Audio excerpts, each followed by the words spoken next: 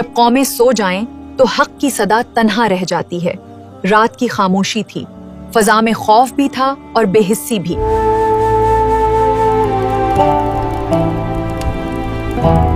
लोग दुनिया के आराम में खो चुके थे।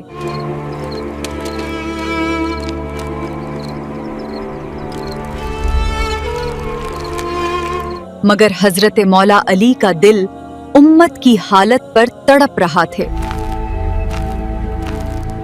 मौला ने अपने साथियों को देखा, वही लोग जिन्हें हक के लिए उठना था मगर सुस्ती ने उनके कदम बांध दिए थे।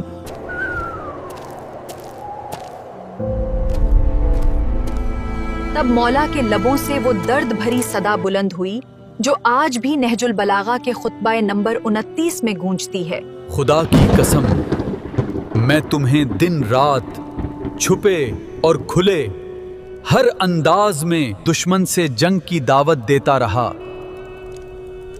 मगर तुमने कमजोरी दिखाई।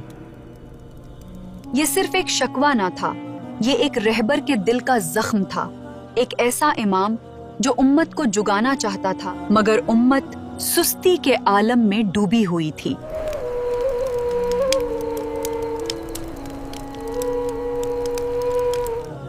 और फिर मौला ने फरमाया, जो कौम अपने घरों में बैठ जाए और दुश्मन का मुकाबला छोड़ दे, जिल्लत उसका मुकद्दर बन जाती है। ये अल्फाज सिर्फ उस वक्त के लिए ना थीं, ये हर उस इंसान के लिए हैं जो हक जान कर भी खामोश रहता है, जो जुल्म देख कर भी खामोश रहता है,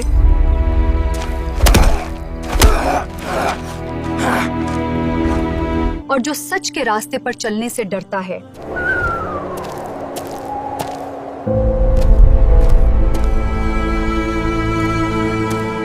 मौला की आवाज आज भी जमाने को पुकार रही है, जागो और हक का साथ देने की हिम्मत करो। कमजोरी इंसान को सिर्फ मैदाने जंग में नहीं हराती,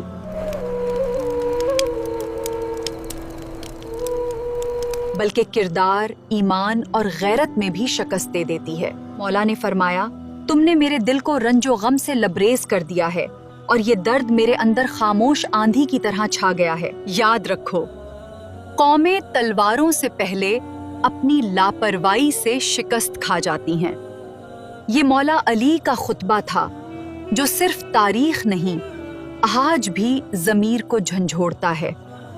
अगर आप भी मौला के खुतबात या पैगामात सुनना चाहते हैं तो हमारे साथ जुड़े रहिए। हमारे चैनल को सब्सक्राइब करें और इस पैगाम को अपने चाहने वालों तक ज़रूर पहुंचाएं। और आपको मौला का ये खुतबा कैसा लगा, कमेंट में ज़रूर बताएं।